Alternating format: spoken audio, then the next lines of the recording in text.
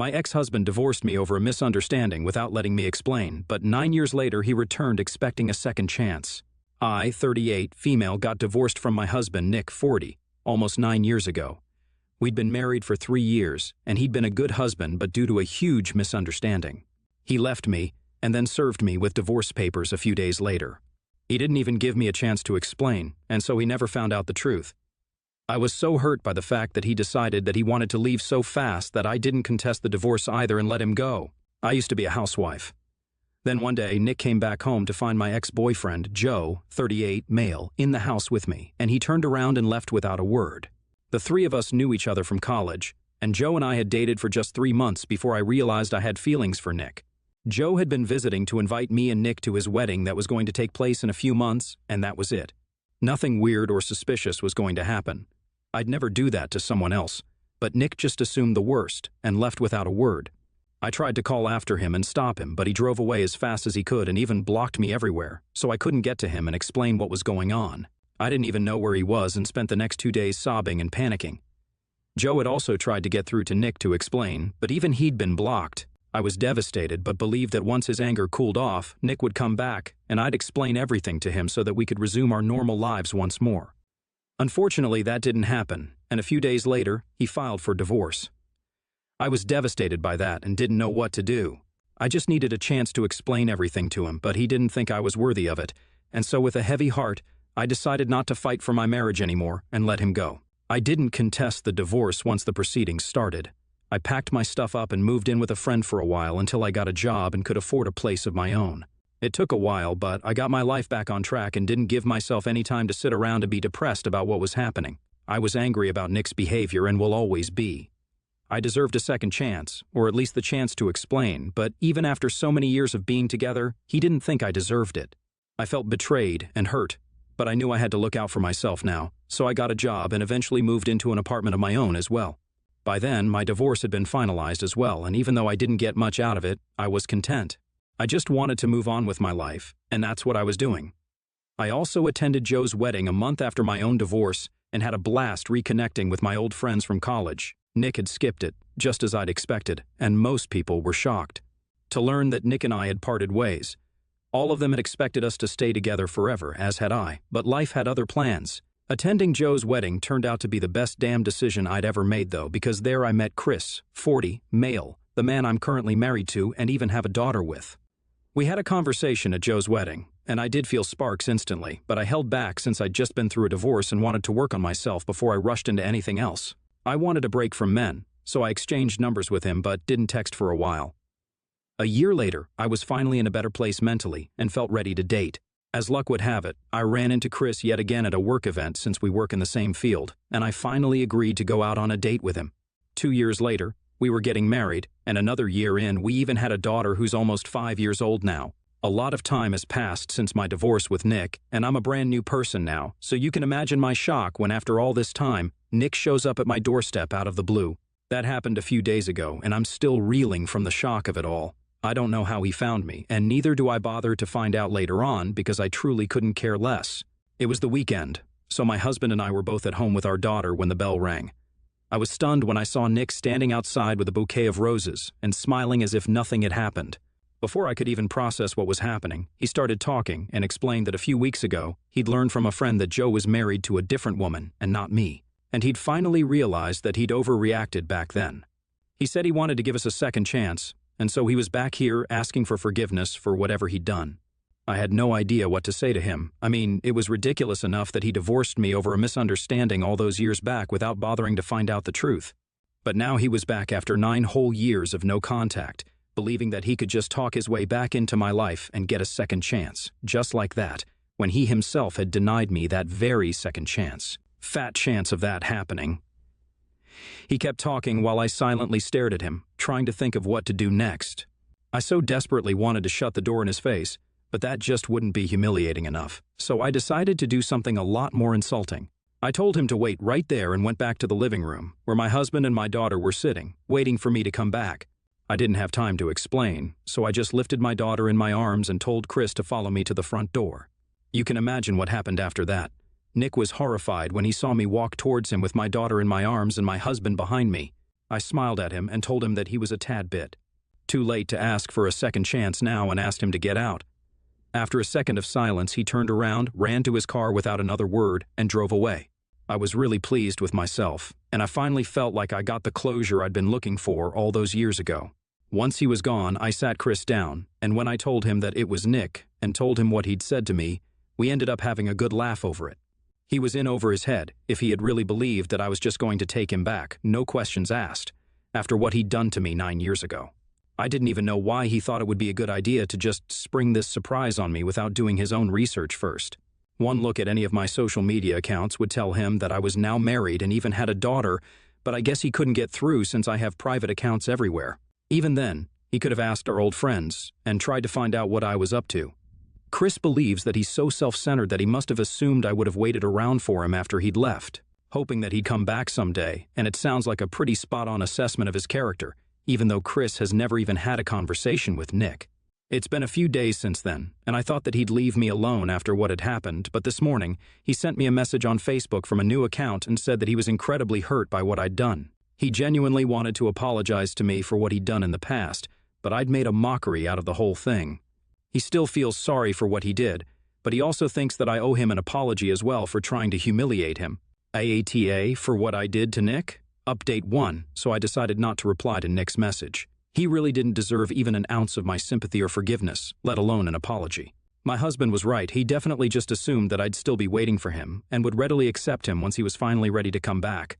He'd always been a self-centered guy, and sadly, I'd overlooked all the red flags before I got married to him. They were always there. He didn't suddenly change overnight, but sadly, I was too blinded by my love for him to see him for what he truly was. Once we got together, he'd always make it very awkward and uncomfortable for me to be around any other guy, even if we were just friends. He wouldn't say it straight to my face, but he'd talk about it later and make a huge deal out of it, so I started avoiding my male friends altogether and would only speak to them in Nick's presence and never without them. He also told me to quit my job and be a housewife because his job required him to spend long hours at the office, so he wanted our house to be for him when he came back. And he said that he didn't trust anyone else to make sure of that other than me. I was honored back then, so I readily quit my well-paying job to be the perfect housewife for him. And despite all that I gave up for him, he didn't even give me a chance to explain my side. I'd always felt that Nick was especially jealous of Joe, given the fact that he was my first boyfriend in college, and I was with him before Nick, so he'd be extra possessive of me when it came to Joe. He never had a reason to, though, since I was always loyal to him and would never even imagine cheating on anyone. But he clearly didn't think that highly of me. After our divorce, I was really torn up, and it took me a long time to pull myself together and give love a second chance. A lot of you guys have been saying that I jump from one relationship into another, and maybe it's true. I don't know.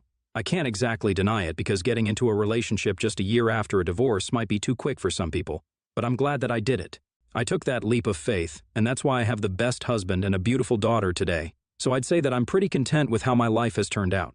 I'm not going to apologize to Nick, but I guess I do owe him a thanks at the very least, since if he hadn't left me, then I might still have been stuck in an unhappy marriage. Update 2. Okay, so I found out a couple more things about Nick. Apparently, the reason he hadn't known anything about my life was because he deleted all his social media, and for the past few years, he'd been living in Seoul for work, so he'd lost touch with his old friends from college as well. He'd moved back just a month ago and had got in touch with a friend of his who wasn't really close with me, so he didn't know about my marriage, but he did know about Joe's, which is all that he told Nick. And that's how he landed up on my doorstep. It's still bizarre that he chose to approach me even after almost a decade of not being in touch, but whatever, I'm over it now. He hasn't texted me after I ignored his message, and I don't think he will either. I also told Joe about what had happened, and even he was shocked at the audacity that he had, showing up without any warning and expecting me to just take him back, and even demanding an apology from me because I decided to insult him the same way he'd insulted me. My daughter did ask me who that man was, but I didn't tell her the truth because she doesn't need to know. I told her he just had the wrong address, and that seemed to pacify her, so she didn't ask about it further. I don't think I'm ever going to tell her unless she somehow finds out on her own, which feels really unlikely. Update 3. Nick texted me again after almost a week of no contact. I guess I'd forgotten to block him, which was kind of silly on my part, but I'm really busy with work, so I'm not beating myself up about it. Coming to the text, he said that he still has a lot of things that he wants to talk about and wants to meet me. He also said that he doesn't mind that I have a husband and a daughter and would still like to give our relationship another shot because he knows that that's what I want as well, deep down.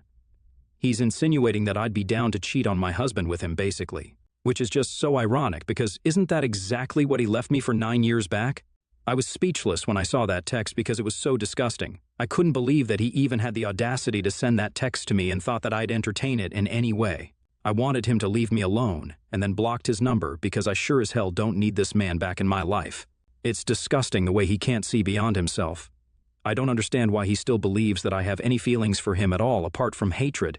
Because I think I made it very clear when he came to visit me that I didn't care for him anymore, and my family is all that matters to me now. He should have just taken the hint and left me alone, instead of showing me how low he can go and what a creep he is. It's making me feel so icky to even speak about this. At least now he's blocked, and whatever disgusting message he decides to send me next, I won't have to see it. I'm trying to erase the memory of the first one from my head as well. To be honest, it's just gross. Update 4, it's pretty ridiculous how some of you guys are accusing me of still being into Nick. No, I'm not into him, but I do hate him. Which I think is pretty freaking natural since I was literally married to this guy before he abandoned me, and of course, I told Chris about that text.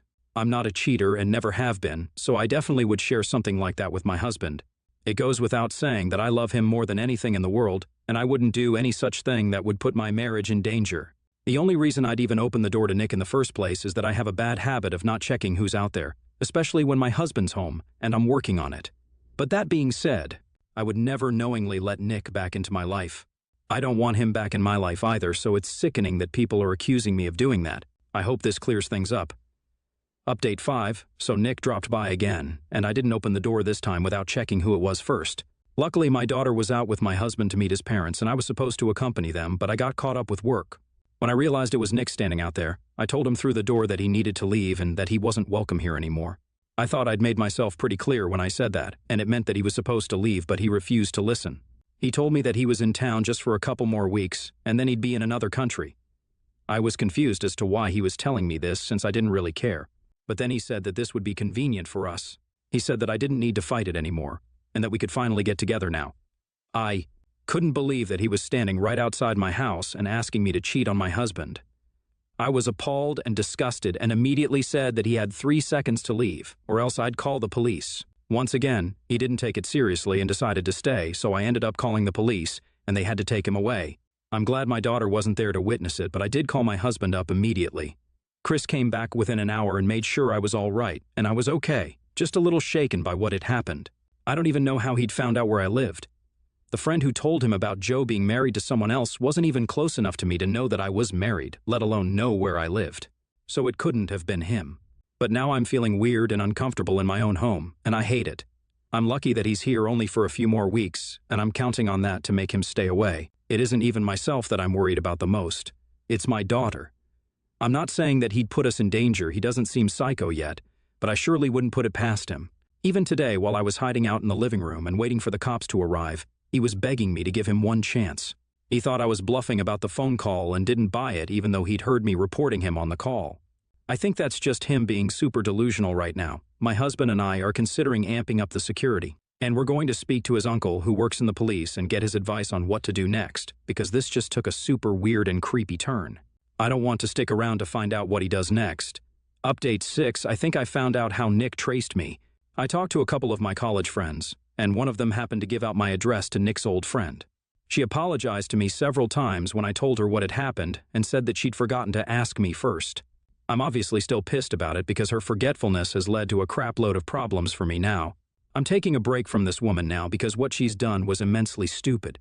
You don't just give out people's addresses without asking them first. I think even second graders would know something as basic as that. I haven't heard from Nick after he was escorted off our property by the police, but we're still considering moving just in case he was lying about being here for only a few more weeks. Chris and I don't want to risk anything, especially since our daughter goes to school nearby, and I'm feeling incredibly paranoid and anxious about how this situation has turned out. So we're still considering a move, and the only thing holding us back, ironically, is our daughter. She loves our home and has been very upset ever since she learned that we might have to leave, so any tips on how to deal with this are welcome. Until then, we're just trying to figure out a way to make this work for us right now without compromising on our safety. Update 7, Nick has moved to Canada, and I've confirmed it with multiple people, so I know he's gone for sure. He's back on social media again, so that's how they all know what he's up to. He had texted me once after I'd called the cops on him, only to tell me that he still believed something could have happened between us that day, but I was just too scared to let myself do anything. He told me that he'd wait for the day I'd realize, just like he did, that I still loved him, and that my husband was just an obstacle in our way and nothing more. He even said that he'd be willing to adopt my daughter to show how devoted he was to me, and sent me his address in Canada so I could reach out to him whenever I felt I was ready. I couldn't believe that people could be this delusional, but at least he was gone. He'd used a new number to text me, so I blocked that as well, and that was it. I no longer have to deal with this bullcrap or worry about him showing up at my house unannounced again. I'm mostly happy about the fact that we didn't have to move because my daughter is so happy that she gets to stay in the home that she loves. As long as she's happy and safe, I'm okay with everything. And now that I know we're not in any danger, I'm not that worried either. We're still keeping the security measures we've taken in place, though, just to be doubly sure. Chris and I also did read the last message that Nick had sent together. We were sitting on the couch drinking wine and watching our daughter play, and it honestly felt ridiculous that even after he'd seen my family, he still believed that I'd want him. I can't imagine how any human being can be so self-involved. I even sent Joe that text, and he had the same reaction as us. I'm still not speaking to my friend who gave him my address, though. What she'd done was very irresponsible, and as a mother herself, she should know better than that. Not only did she put me in a really tough spot, but also my family, and that's something that I just cannot forgive her for. Anyway, my husband and I are planning a vacation to the beach, my daughter's favorite place, in a few weeks so that we can let some steam off, which is much needed since these past couple of weeks were really very stressful for me. And I feel like I've earned a break. I've been very busy with work, as has my husband, and I'm sure this will do us a lot of good. Thank you guys for all the love and support that you guys have been sending us. Much love.